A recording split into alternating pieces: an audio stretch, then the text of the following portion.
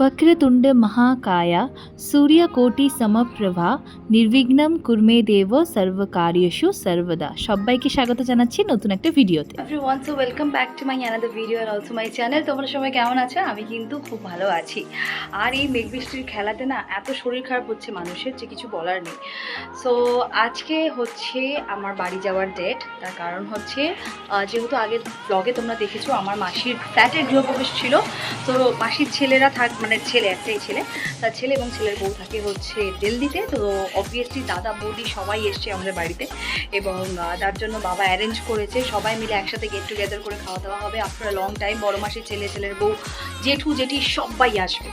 So সেই সমস্ত ব্লগগুলো আমি তোমাদের সাথে শেয়ার করবো, যতটুকু পারবো ততটুকু তুলে আমি তোমাদের সাথে শেয়ার করবো। কারণ যেহেতু আমার শরীরটা ভালো না, প্রচণ্ড কাশি, তার সাথে জ্বর এখনও অবধি কমেনি।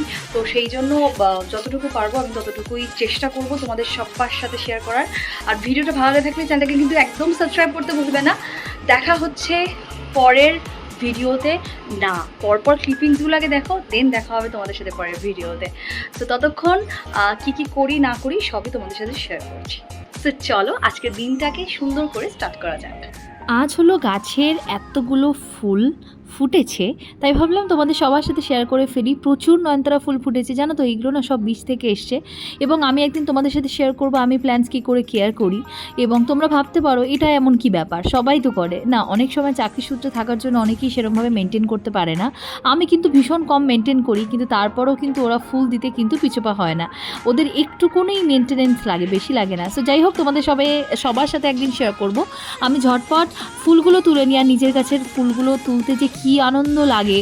আর যখন গাছগুলোর ফুলগুলো দেখি না, বিশ্বাস করে তুলতে ইচ্ছা করে না, কিন্তু না তুললে পড়ে যাবে, নষ্ট হয়ে যাবে। আর এই দেখো পাতাটা সরিয়ে দেখছি ভেতরে একটা সাদা ফুল হয়েছে, দেখেই মজা পেয়ে গেছি।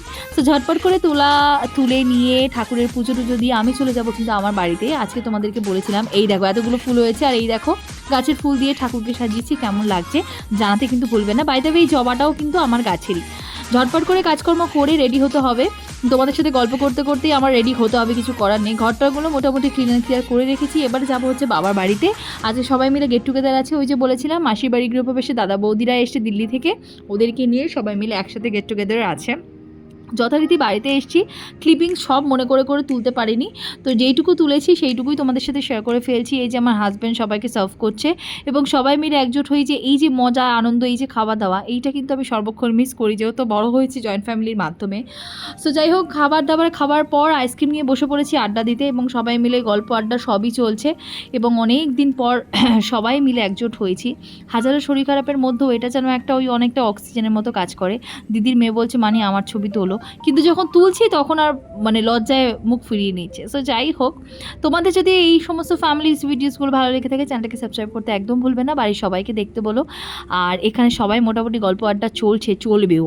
আর এখানে আমার হাজব্যান্ড এবং দাদা কিছু একটা আলোচনা করছে, জানি না কি করছে। তারপরে ওদেরকে নিয়ে চলে গেছিলাম রেস্টুরেন্টে, তার ছোট্ট ছবি তোমাদের সাথে শেয়ার করলাম। আর ভিডিওগুলো ভালো লেগে থাকলে চ্যানেলটাকে সাবস্ক্রাইব করে দিও, লাইক করে দিও, কমেন্ট করে দিও। দেখা হচ্ছে পরের ভিডিওতে, ততক্ষণ বাই, ভালো থেকো।